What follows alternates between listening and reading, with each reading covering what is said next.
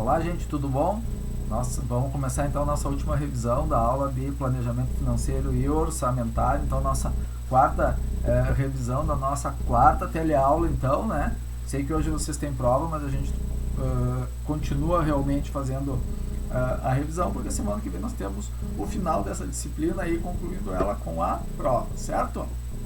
Vamos falar hoje um pouquinho, pessoal, de fluxo, de projeção de fluxo de caixa, certo?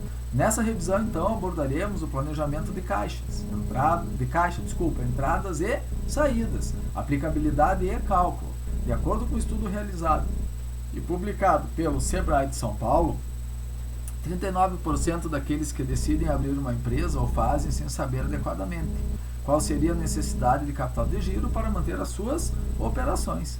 Além disso, um dos fatores principais para o fechamento de empresa nos primeiros 5 anos, né, ou seja, 58% fecham antes de completar os 5 anos, que realmente é muito grande, veja bem, é quase 60%, é a avaliação de fluxo de caixa. Ou seja, fluxo de caixa nada mais é do que a avaliação de um planejamento de caixa, que é importantíssimo para a estruturação de uma empresa, né? Atenção aqui, gente, ó. Ter resultado positivo e ter caixa positivo não são a mesma coisa. O resultado, ele é fruto das competências da empresa em obter receitas superiores aos seus gastos. Por outro lado, ter caixa significa que a empresa recebe pelas suas vendas e paga pelas suas compras, e que em algum momento a diferença entre os recebimentos e pagamentos ela é positiva, certo? Importante então, né? Demos um iniciozinho na questão do planejamento de caixa ali, administradores. Vamos conversar um pouquinho sobre planejamento de caixa. Olha só, planejamento de caixa é uma ferramenta que permite à empresa reconhecer o seu perfil de pagamentos e recebimentos, para então entender seus descasamentos de prazo e antecipar possíveis gastos financeiros oriundos dessa situação, certo?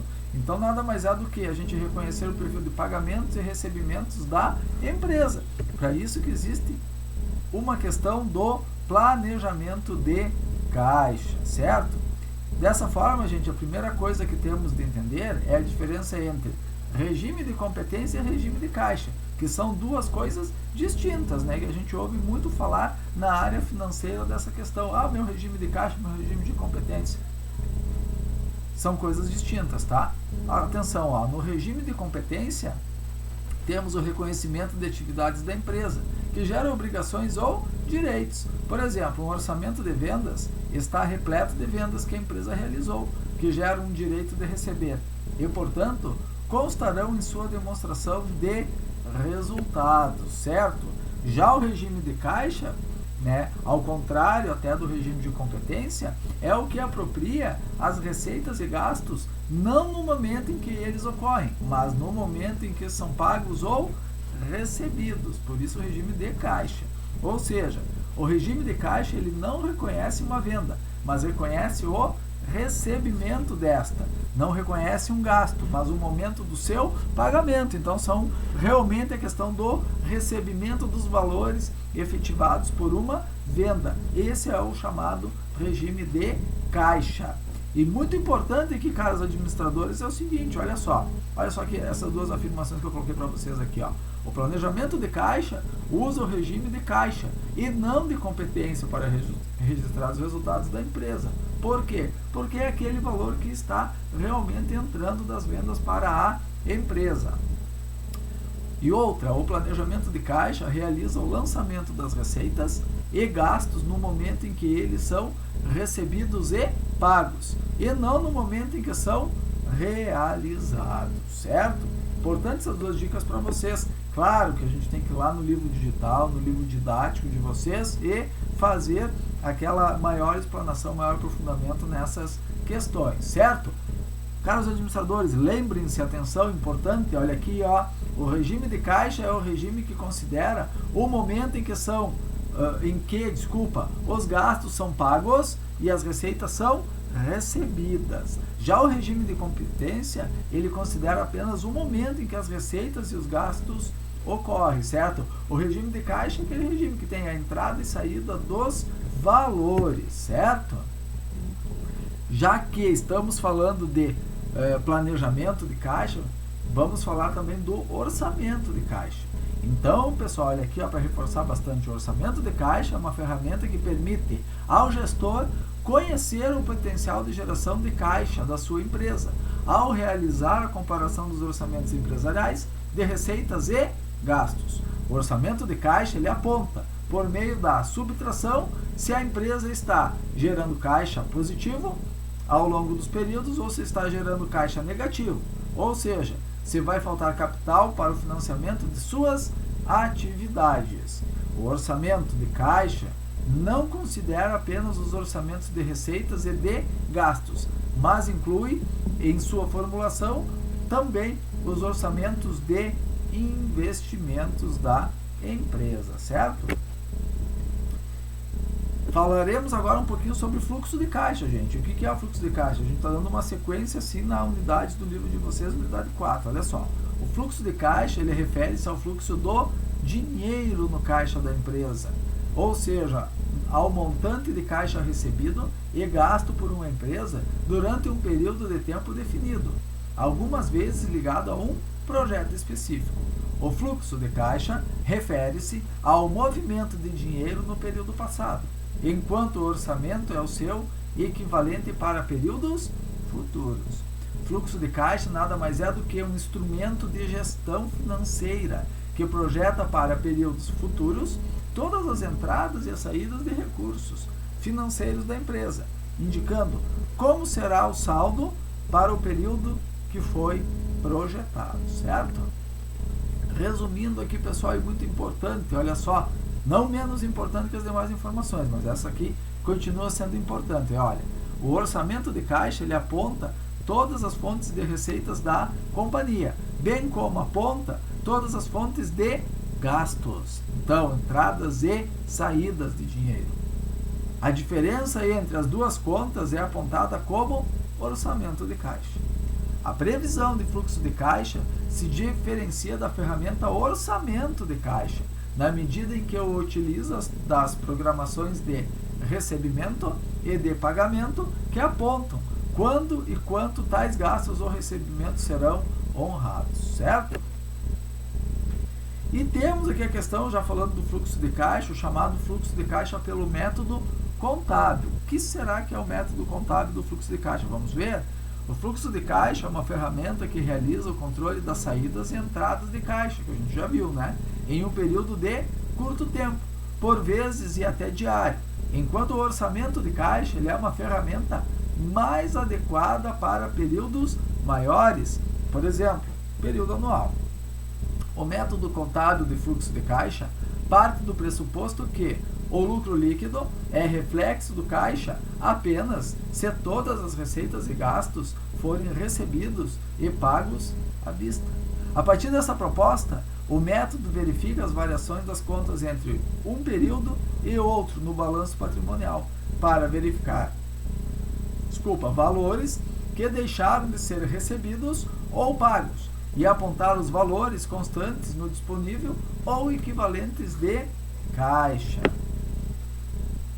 E temos a questão do fluxo de caixa, então a gente viu primeiro pelo método contábil e agora vamos ver o método do fluxo de caixa líquido, certo?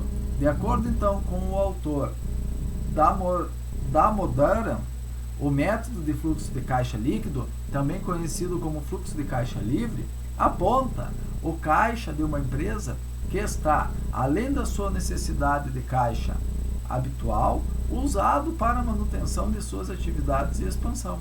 Dessa forma, o fluxo de caixa livre é o valor que está, de fato, livre para ser distribuído aos acionistas, por isso que já está dizendo o nome. Método fluxo de caixa líquido. Esse é o valor líquido a ser destinado, né? Valor líquido e livre a ser distribuído para os seus acionistas, os seus sócios, certo? O fluxo de caixa líquido, gente, ele é muito importante a fim de determinarmos o valor de uma empresa ou projeto de investimento, pois, como visto anteriormente, né, já nessa sessão, nestas aulas, ele reflete os valores que a empresa usa para remunerar seus acionistas e que estão acima de suas necessidades de manutenção e expansão. e também acima da remuneração devida, em decorrência do risco assumido pelo acionista, certo? De acordo com a autorregítima capital de terceiros, são os recursos em longo prazo obtidos a título de crédito. A empresa obtém o capital de terceiros por empréstimo, certo? Então, aqui, administradores, é o caso da gente saber, lá aqui junto do fluxo de lucro líquido, saber que nós temos dois tipos de capital, de terceiros e o próprio. O de terceiros, coloquei para vocês aqui, ó, são os recursos em longo prazo obtidos a título de crédito. A empresa obtém o capital de terceiros através de empréstimos. O capital próprio, ao contrário, né, são os recursos de longo prazo obtidos com títulos de propriedade, própria propriedade. São os recursos que a empresa obtém de seus donos, seus sócios, certo? Ambas as fontes, gente, ela possuem níveis de risco diferentes para a empresa e para o fornecedor de capital. Portanto, possuem custos diferenciados. Uma empresa pode ter as duas fontes de capital distintas. Caso ela tenha ambas, então deveríamos usar a ferramenta apontada por Gitman, o autor Gitman, que diz o seguinte, que chama essa ferramenta de custo médio ponderado de capital, que é estabelecer a média ponderada dos custos das duas fontes citadas, de capital de terceiros e de capital próprios. Por isso, ele está fazendo uma média ponderada realmente para que a gente cite as duas fontes citadas de capital de terceiros e próprio para equilibrar a questão dos nossos riscos aí, que são diferenciados para o futuro da empresa. Tá bom, gente? E não menos importante, também muito importante, temos o fluxo de caixa descontado, outro tipo de fluxo de caixa, certo? De acordo com o autor Santos, o fluxo de caixa descontado consiste em trazer o valor presente a todos os fluxos de caixas futuros. O propósito é somar os fluxos de caixa, supondo que sua soma deve ser superior ao custo de investimento. Porém, como os valores estão em datas diferentes, por exemplo, há fluxo no primeiro ano, no 10º, no 8º e assim sucessivamente. É necessário trazê-los todos para a data zero, que é quando o investimento seria feito. Para trazê-los a valor presente, devemos descontá-los usando o custo de capital da empresa. Por isso que ele usa o nome de fluxo de caixa descontado. Certo, pessoal? Uma mini revisão aqui da quarta teleaula, desculpa, de vocês. Importante que vocês vão lá, peguem o vídeo da teleaula, peguem o livro de vocês e se aprofundem nessa disciplina que é de suma importância para vocês, caros administradores, certo? Não esqueça que estou no YouTube aqui, daqui a pouquinho eu vou abrir o Teams aí para a gente conversar um pouquinho, marcar a questão do nosso portfólio, marcar a questão aí importante para vocês buscarem os livros de vocês aí que chegaram ao polo aí, para que vocês aproveitem essa última disciplina de estudo também, tá bom? Número 1. Ferramenta que permite à empresa reconhecer seu perfil de pagamentos e recebimentos, para então entender seus descasamentos de prazo e antecipar possíveis gastos financeiros oriundos dessa situação. Bem claro, né, gente? A gente trabalhou planejamento de caixa. Essa é a definição do planejamento de caixa. Então, a alternativa correta que está em vermelhinho ali, ó, é a letra A. 2. Vamos completar junto? Então, vamos lá. As necessidades de caixa são chamadas de necessidades de financiamento e representam quanto de recursos será preciso para a manutenção de suas atividades, certo? Dentro do contexto aqui da frase, a única que se encaixa aqui nessa afirmação é realmente a questão da necessidade de financiamento. Não é o planejamento, não é a projeção, não é o planejamento financeiro, não é a projeção da lucratividade, sim uma necessidade de financiamento, certo? Que é importante para a manutenção das atividades de uma empresa. A alternativa correta é a letra C, essa em vermelhinho aí, ó. Número 3, vamos lá então? Elaborar orçamento, controlar os custos, são tarefas sérias, que podem resultar em lucro ou prejuízo para as empresas.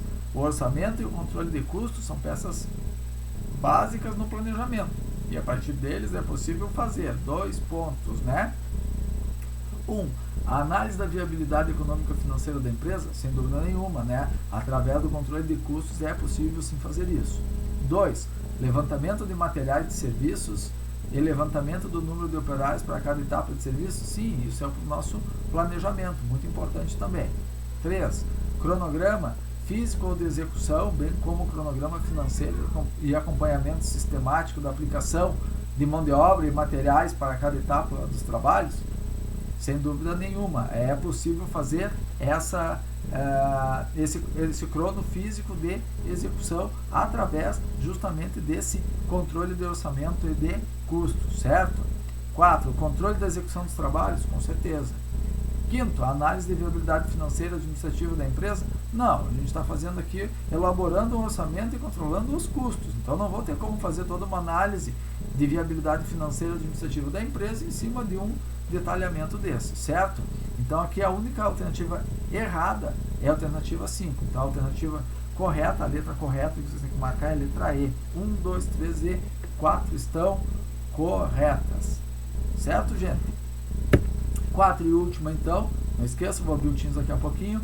Para concluir projetos, a empresa precisa de recursos que são obtidos com financiamento, sendo utilizados recursos próprios ou recursos de terceiros. Nesse sentido, julgue as seguintes alternativas. 1. Capital de terceiros. A gente viu o que é capital de terceiros e próprio. Capital de terceiros são os recursos em longo prazo obtidos a títulos de créditos. 2. Capital próprio, são os recursos de longo prazo obtidos com títulos de propriedade. E 3. Capital próprio e capital de terceiros possuem o mesmo nível de risco, tanto da empresa quanto para o fornecedor. Não, a terceira é a única que está errada. Tanto a primeira como a segunda possuem as definições corretas. Então a alternativa correta é a letra A. Certo, gente? Chegamos ao final, então, bem breve, não quis me alongar muito, porque vocês estão realmente fazendo prova aí, né? Mas depois vocês poderão acompanhar para a próxima prova da semana que vem, então, né? Espero que vocês estejam todos bem, né? Vou ficar com vocês agora aqui no Teams, aqui, quem puder acessa lá, que a gente tem muito que conversar ainda, tá bom, gente? Muito obrigado pela presença de todos e até mais, pessoal.